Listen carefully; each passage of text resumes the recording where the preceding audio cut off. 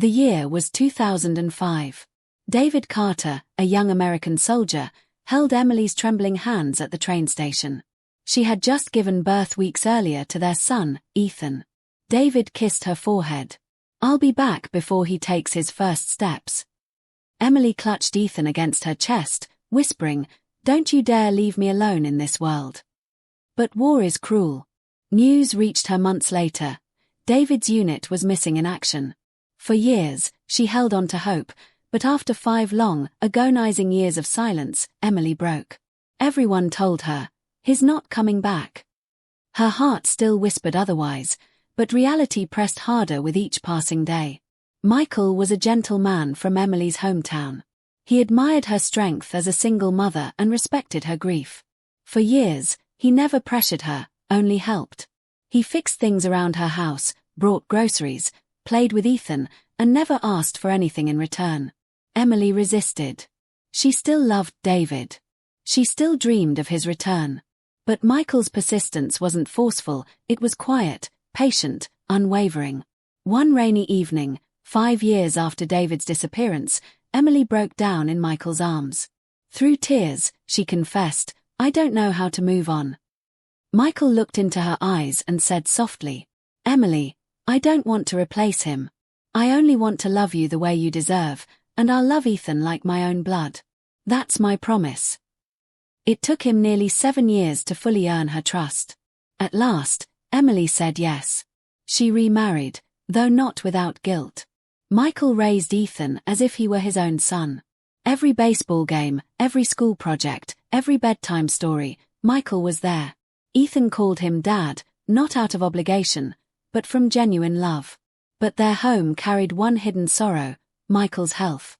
He was diagnosed with a chronic illness early in their marriage, and though he tried, he was too weak for them to have children of their own. Sometimes Emily found him staring at Ethan with a bittersweet smile. "He's enough," Michael would say. "We don't need more. He's our blessing." And for years, they built a quiet, imperfect, but beautiful life together. 15 years after he left, David returned. Scarred, hardened, and haunted, he stood on Emily's doorstep. The shock nearly knocked the air from her lungs. She thought it was a dream. Ethan stood frozen, staring at the stranger who shared his eyes. David's voice broke. "Emily, I came back for you. For him. For us." But the house behind her told the truth, family pictures of Emily, Michael, and Ethan. A life built without him. Emily's tears fell. "David, you were gone. I mourned you.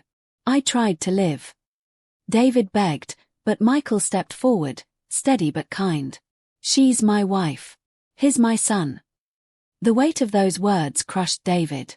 Still, out of love, he made the hardest decision of his life. He stepped back. "Take care of them. Please. Just, let me see my boy from time to time." Years later, Michael's illness grew worse, cancer. His once strong body weakened.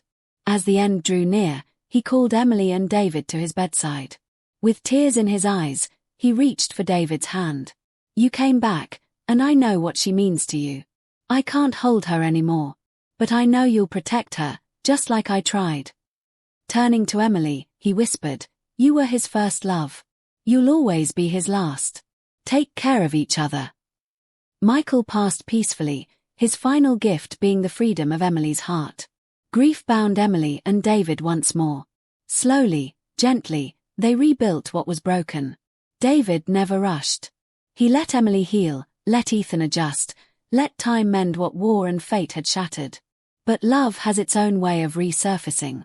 One quiet evening, under the old oak tree where they had shared their first kiss as teenagers, David finally confessed. "I thought I lost you forever. But after everything, I realize, love never left. It was just waiting." Emily, with tears streaming down her face, whispered, "Love waited. Love survived." They kissed, sealing years of pain, sacrifice, and undying devotion. Ethan, now a young man, smiles as he watches his parents finally united.